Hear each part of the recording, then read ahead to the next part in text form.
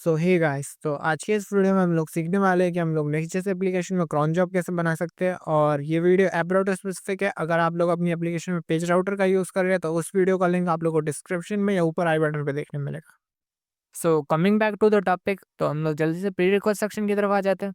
तो जो हमारी पहली प्री रिक्वेस्ट है वो हमसे कहती है कि हमारे पास एक वर्सल का अकाउंट होना चाहिए, क्योंकि इस वीडियो में हम लोग अपनी नेक्स्ट.जेएस एप्लीकेशन को वर्सल पर डिप्लॉय करने वाले हैं। तो ये ज़रूरी है कि आप लोगों के पास एक वर्सल का अकाउंट है। इन केस अगर आप लोगों के पास नहीं है तो आप लोग वर्सल.com पे जाइए और अपने लिए एक नया अकाउंट बना लीजिए।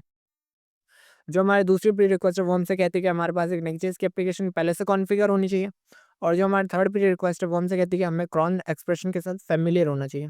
अगर आप लोग नहीं जानते क्रॉन एक्सप्रेशन क्या होता है तो हम लोग उसकी आगे वीडियो में भी बात करेंगे, और अगर आप लोग जानना चाहते हैं तो यहाँ पे मैंने ऑफिशियल डॉक्यूमेंटेशन का लिंक प्रोवाइड कर रखा है, आप चाहे तो उसे चेकआउट कर सकते हैं। So jump to the coding structure, तो जो हमारा स्टेप नंबर 1 होने वाला है उसमें हम लोग क्या करने वाले हैं, हम लोग अपने लिए नई नेक्स्ट.जेएस की एप्लीकेशन बनाने वाले हैं।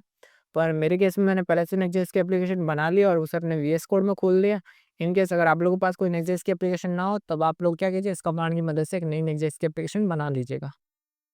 तो अब हम लोग अपने स्टेप नंबर 2 की तरफ आ जाते हैं। तो स्टेप नंबर 2 में हमें एक सर्वरलेस फंक्शन लिखना होगा, और ये जो सर्वरलेस फंक्शन होने वाला है ये नॉर्मल एपीआई राउट की तरह ही होगा। जैसा हम लोग नॉर्मली अपनी एपीआई राउट को नेक्स्ट.जेएस में लिखते हैं उसी तरह हम लोग इसे लिखेंगे। बस फ़र्क ये है कि ये जो एपीआई राउट है ये वर्सल द्वारा इंटरनली ट्रिगर होगा हमारे दिए गए शेड्यूल पे। तो अब मैं क्या करता हूँ, इस कोड को कॉपी कर लेता हूँ। तो मैंने इस कोड को कॉपी कर लिया। अब मैं अपने वीएस कोड को ओपन कर लेता हूँ। अब मैं ऐप डायरेक्टरी के अंदर एक और सब डायरेक्टरी बना लेता हूँ एपीआई नाम से, और इस एपीआई डायरेक्टरी के अंदर एक और सब डायरेक्टरी बना लेता हूँ क्रॉन नाम से। और इस क्रॉन फ़ोल्डर के अंदर ही हमारी सारी क्रॉन जॉब स्टोर होने वाली है। अब मैं क्या करता हूँ, इस क्रॉन फ़ोल्डर के अंदर एक और फाइल बना लेता हूँ route.ts नाम से। तो मैंने इस फाइल को बना लिया। अब मैं क्या करता हूँ, इस कोड को यहाँ पे पेस्ट कर लेता हूँ, और अब मैं इस फाइल को सेव कर लेता हूँ। अब मैं क्या करता हूँ, इसे अपने अकॉर्डिंग फॉर्मेट कर लेता हूँ, और मैं यहाँ से पैरेंथेसिस मिटा देता हूँ। अब मैं क्विक फिक्स पे क्लिक करता हूँ। क्विक फिक्स, एक सेकंड। हाँ, ये काम नहीं कर रहा। Quick fix, quick fix. तो अब मैं क्या करता हूँ, यहाँ से ये रिक्वेस्ट हटा देता हूँ, क्योंकि मैं इस वेरिएबल का यूज़ ही नहीं कर रहा था। और मैं रिक्वेस्ट टाइप को भी मिटा देता हूँ यहाँ से। अब हमारा कोड मैंने फॉर्मेट कर लिया है और क्लीन भी कर लिया है। तो अब मैं इस फाइल को सेव कर लेता हूँ और क्लोज कर लेता हूँ। तो अब हम अपने अगले स्टेप की तरफ आगे बढ़ते हैं। तो अब हम लोग क्या करते हैं, स्टेप नंबर 3 की तरफ आ जाते हैं। तो स्टेप नंबर 3 में हमें क्या करना होगा, हमें एक वर्सल.json नाम से फाइल बनानी होगी, और उसके अंदर हम लोग क्या करने वाले हैं, अपनी सारी क्रॉन जॉब्स को डिक्लेयर करने वाले हैं। तो मैं जल्दी से क्या करता हूँ, इस कोड को कॉपी कर लेता हूँ। तो मैंने इस कोड को कॉपी कर लिया। अब मैं अपने वीएस कोड में आ गया। अब मैं क्या करता हूँ, यहाँ पे एक वर्सल.json नाम से फाइल बना लेता हूँ, वर्सल.json। और अब मैं क्या करता हूँ, यहाँ पे इस कोड को पेस्ट कर लेता हूँ। और आप लोग देख सकते हैं यहाँ पे हमारे लिए पहले से एक क्रॉन जॉब डिक्लेयर है, और इस क्रॉन जॉब का पाथ भी हम लोगों के लिए पहले से कॉन्फ़िगर है। मेरे केस में इस क्रॉन जॉब का पाथ ये होने वाला है /API/cron। आपके केस में अलग हो सकता है, तो आप लोग अपने हिसाब से इसे कॉन्फ़िगर कर लीजिएगा। शेड्यूल होने वाली है, ये सुबह 5 बजे के करीब होने वाला है। अगर आप इस शेड्यूल को अपने हिसाब से कॉन्फ़िगर करना चाहते हैं और आप लोग सीखना चाहते हैं कि क्रॉन एक्सप्रेशन कैसे लिखें, तो इसके लिए मैंने क्या कर रखा है, इस यहाँ पे मैंने वर्सल की ऑफिशियल क्रॉन जॉब की डॉक्यूमेंटेशन का लिंक दे रखा है। आप लोगों को क्या करना है, इस डॉक्यूमेंटेशन को ओपन कर लेना है, जैसे कि ये ओपन हो रहा है। और आप लोग देख सकते हैं यहाँ पे क्रॉन एक्सप्रेशन कैसे लिखा जाता है उसकी पूरी डिटेल दे रखी है। और आप लोग चाहे तो अपना क्रॉन एक्सप्रेशन वैलिड है या नहीं यहाँ पे आके चेक भी कर सकते हैं। जैसे कि मेरा एक्सप्रेशन कुछ ऐसा था, तो मैंने यहाँ पे अपना क्रॉन एक्सप्रेशन लिख दिया। अब मैं इस यहाँ पे सबमिट बटन पर क्लिक करता हूँ, तो आप लोग देख सकते हैं इसने मुझे बताया ये क्रॉन एक्सप्रेशन सुबह 5 AM को रन होगा। तो उसी तरह आप लोग अपने क्रॉन एक्सप्रेशन को भी चेक कर सकते हैं वो वैलिड है या नहीं। तो अब हम लोग क्या करते हैं, अपने स्टेप नंबर 4 की तरफ आ जाते हैं। तो स्टेप नंबर 4 में हम लोग क्या करने वाले हैं, अपने क्रॉन जॉब को सिक्योर बनाने वाले हैं। और आगे बढ़ने से पहले मैं आप लोगों को बताना चाहता हूँ, स्टेप नंबर 4 एकदम ऑप्शनल है। आप चाहे तो इसे पूरा कर भी सकते हैं, नहीं भी कर सकते, ये आपके ऊपर डिपेंड करता है। तो जैसे कि आप लोग जानते हैं कि हमारी क्रॉन जॉब बेसिकली एक सर्वरलेस फंक्शन ही है, और इसे कोई भी बाहर से काफ़ी इजीली क्या कर सकता है, इन्वोक कर सकता है। हम लोग नहीं चाहेंगे कि इसे कोई भी बाहर से काफ़ी इजीली इन्वोक कर ले। इसके लिए क्या करेंगे, हम लोग इस पर एक सिक्योरिटी लेयर लगाने वाले हैं अपने क्रॉन जॉब के ऊपर। तो यहाँ पे मैंने एक कमांड दे रखा है, और इस कमांड की मदद से क्या कर सकते हैं, आप लोग एक रैंडम टोकन जनरेट कर सकते हैं। जैसे कि मैं अपने टर्मिनल पे ओपन कर लेता हूँ, और मैं यहाँ पे क्या करता हूँ, अपने कमांड को पेस्ट करता हूँ और इसे रन करता हूँ। जैसा कि आप लोग देख सकते हैं इसने मेरे लिए एक रैंडम टोकन जनरेट कर लिया। अब मैं क्या करता हूँ, इसे कॉपी कर लेता हूँ। अब मैं अपनी .env.local फाइल को ओपन कर लेता हूँ, और इसमें क्या करते हो, तो एक cron सीक्वेंट नाम से एक एनवायरनमेंट वेरिएबल बना लेता हूँ और उसके अंदर क्या करता हूँ, इस टोकन को पेस्ट कर लेता हूँ। अब मैं इस फाइल को क्लोज कर लेता हूँ और अब मैं क्या करता हूँ, इस कोड को कॉपी कर लेता हूँ और मैंने इस पूरे कोड को कॉपी कर लिया। और अब मैं क्या करता हूँ, अपनी .ts फाइल को दोबारा से ओपन कर लेता हूँ और इस कोड को पेस्ट कर लेता हूँ। अब मैं जल्दी से क्या करता हूँ, इसे अपने अकॉर्डिंग पहले फॉर्मेट कर लेता हूँ। तो मैंने क्विक फिक्स पर क्लिक किया,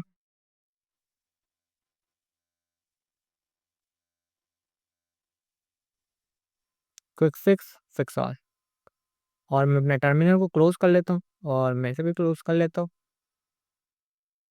तो हम लोग बेसिकली कर क्या रहे हैं, तो हम लोग क्या कर रहे हैं, जब भी इस क्रॉन जॉब को कोई भी इन्वोक करने की कोशिश कर रहा है तो हम लोग क्या चेक कर रहे हैं कि उसके पास ये क्रॉन सीक्रेट नाम का टोकन है या नहीं। और अगर उसके पास टोकन है तब तो हम लोग क्या कर रहे हैं, उसे आगे प्रोसीड करने दे रहे हैं। इन केस अगर उसके पास टोकन नहीं है तो हम लोग क्या कर रहे हैं, उसे 401 का एरर दे रहे हैं, अनऑथराइजेशन एक्सेस का। तो इस तरह हम लोग क्या कर रहे हैं, अपने क्रॉन जॉब को सिक्योर बना रहे हैं। और आगे बढ़ने से पहले मैं आप लोगों को एक और बात बताना चाहता हूँ। जैसे कि मैंने यहाँ पे नोट में भी लिख रखा है, जब भी आप अपनी इस क्रॉन सीक्रेट एनवायरनमेंट वेरिएबल को डिक्लेयर करें तो आप लोगों को एक बात का ध्यान रखना है, आप अपने एनवायरनमेंट वेरिएबल का एग्जैक्ट यही नाम रखें। क्योंकि वर्सल जब इस क्रॉन जॉब को इन्वोक करने की कोशिश करेगा तो वो ऑथराइजेशन हेडर में क्या करेगा, इस क्रॉन सीक्रेट टोकन को भी भेजेगा। तो इन केस अगर इस एनवायरनमेंट वेरिएबल का कुछ और नाम हुआ तो वर्सल क्या होगा, वर्सल को 401 का एरर हो मिलेगा, जिससे क्या होगा कि हमारी क्रॉन जॉब कभी इन्वोक ही नहीं हो पाएगी। तो आप लोगों को इस बात का भी ध्यान रखना है। तो अब हम लोग क्या करते हैं, आगे बढ़ते हैं। तो अब हम लोग क्या करते हैं, स्टेप नंबर 5 की तरफ आ जाते हैं। तो स्टेप नंबर 5 में हमें सबसे पहले क्या करना होगा, हमें अपनी रिपोजिटरी को गिटहब पे पुश करना होगा और वर्सल पे अपने प्रोजेक्ट को डिप्लॉय करना होगा। तो मैं जल्दी से क्या करता हूँ, अपने वीएस कोड में आ जाता हूँ और अपने टर्मिनल को ओपन कर लिया मैंने। अब मैं क्या करता हूँ, गेट इनिट कर लेता हूँ।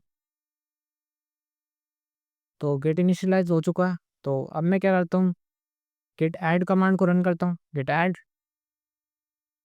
और अब मैं क्या करता हूँ, अपने कोड को कमिट कर लेता हूँ, git commit -m initial initial commit. मैंने इस कमांड को रन कर लिया। अब मेरा प्रोजेक्ट सक्सेसफुली कमिट हो चुका है। तो अब मेरा कोड सक्सेसफुली कमिट हो चुका है। तो अब मैं क्या करता हूँ, गिटहब डेस्कटॉप को ओपन कर लेता हूँ। सो गिटहब डेस्कटॉप ओपन हो चुका है। अब मैं क्या करता हूँ, ऐड एक्सिस्टिंग रिपोजिटरी पे क्लिक करता हूँ। अभी मुझसे मेरी रिपोजिटरी का पाथ पूछ रहा है। सो मेरी रिपोजिटरी का पाथ यही है, तो मैं सिलेक्ट फोल्डर पे क्लिक करता हूँ।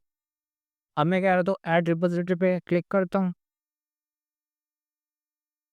अब मैं क्या करता हूँ, अपनी रिपोजिटरी को पब्लिश कर लेता हूँ। अब मेरी रिपोजिटरी का मैं यही नाम चाहता हूँ और मैं नहीं चाहता कि मेरा कोड क्या हो, प्राइवेट हो, मैं इसे पब्लिक रखना चाहता हूँ। अब मैं क्या करता हूँ, पब्लिश रिपोजिटरी पे क्लिक करता हूँ।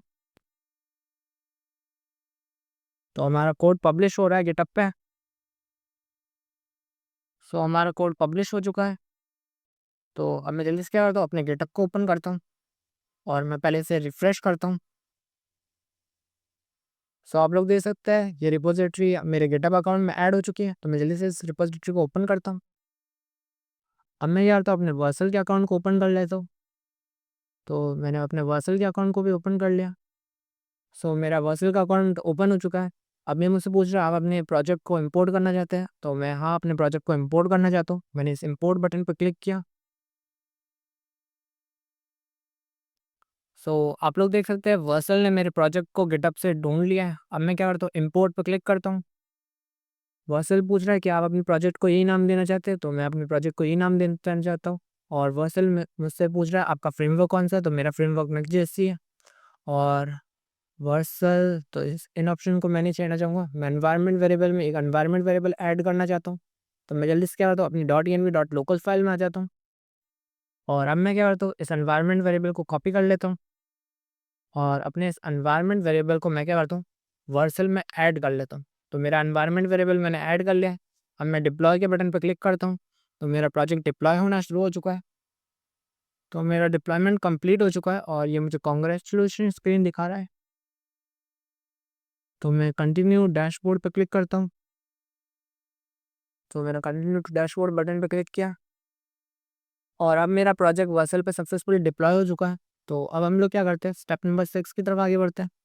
तो स्टेप नंबर 6 में हमें क्या करना है, हमें अपनी सेटिंग्स पे जाना है और स्लैश क्रॉन जॉब में जाना है। तो मैं जल्दी से क्या करता हूँ, अपने प्रोजेक्ट में वापस आ जाता हूँ और यहाँ पे सेटिंग्स में आता हूँ।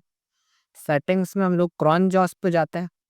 तो मैंने इस ऑप्शन पर क्लिक किया और आप लोग देख सकते हैं यहाँ पे मुझे एक क्रॉन जॉब दिख रही है और आप लोग देख सकते हैं इस क्रॉन जॉब का पाथ वही है जो मैंने दिया था और ये सुबह 5 बजे रन होती है। अब मैं क्योंकि इस क्रॉन जॉब को एक बार मैन्युअली रन करके देखना चाहता हूँ कि मेरी क्रॉन जॉब सक्सेसफुली रन हो रही है या नहीं, तो मैं क्या करता हूँ, इस रन बटन पे क्लिक करता हूँ। तो ये क्रॉन जॉब रन हो चुकी है। अब मैं क्या करता हूँ, व्यू लॉग्स के बटन पे क्लिक करता हूँ। मैं रिफ्रेश बटन पे क्लिक करता हूँ। तो आप लोग देख सकते हैं अभी अभी मैंने इस क्रॉन जॉब को रन किया और आप लोग देख सकते हैं यहाँ पे मुझे एक लॉग देखने मिल रहा है। उसी तरह अगर मैं इस क्रॉन जॉब को एक और बार रन करता हूँ तो आप लोग देखना वहाँ पे आप मुझे 2 लॉग्स दिखाई देंगे। तो अब अगर मैं लॉग्स पे वापस आता हूँ और राउट में आता हूँ, राउट में भी इस राउट के ऑप्शन पे मैं क्लिक करता हूँ, तो आप लोग देख सकते हैं यहाँ पे हमें 2 लॉग्स देखने मिल रहे हैं। मैंने अपनी क्रॉन जॉब को 2 बार रन किया और आप लोग देख सकते हैं हम लोग जितनी बार इस क्रॉन जॉब को रन करेंगे उतनी बार हमें यहाँ पे लॉग्स देखने मिलेंगे। तो इसका मतलब हमारी क्रॉन जॉब सक्सेसफुली कॉन्फ़िगर हो चुकी है। अब हम लोग एक बार क्या करते हैं, अपने सिक्योरिटी चेक को भी चेक कर लेते हैं कि हमारा जो हमने सिक्योरिटी लेयर लगाई थी वो काम कर रही है या नहीं। तो मैं जल्दी से क्या करता हूँ, यहाँ पे आ जाता हूँ और मैं क्या करता हूँ अपने प्रोजेक्ट, और मैं क्या करता हूँ यहाँ पे आ जाता हूँ प्रोजेक्ट वाली टैब में और मैं जो भी मेरी मतलब डोमेन नेम है उसे कॉपी कर लेता हूँ और इस प्रोजेक्ट को नई न्यू टैब में कॉपी ओपन कर लेता हूँ। सो मेरा प्रोजेक्ट ओपन हो चुका है। अब मैं क्या करता हूँ, स्लैश API स्लैश क्रॉम इस राउट पे जाने की कोशिश करता हूँ और मैं गया और आप लोग देख सकते हैं इसने मुझे अनऑथराइजेशन एरर दे दिया। इसका मतलब हमारी सिक्योरिटी लेयर भी सक्सेसफुली काम कर रही है। इसी तरह हमने अपना स्टेप नंबर 6 की को भी कंप्लीट कर लिया। तो आज के इस वीडियो में इतना ही, मिलते हैं किसी और वीडियो में। और इस डॉक्यूमेंटेशन इस पोस्ट का लिंक मैंने डिस्क्रिप्शन में दिया हुआ है, तो आप लोग चाहे तो इस पोस्ट को पढ़ सकते हैं। तो मिलते हैं किसी और वीडियो में।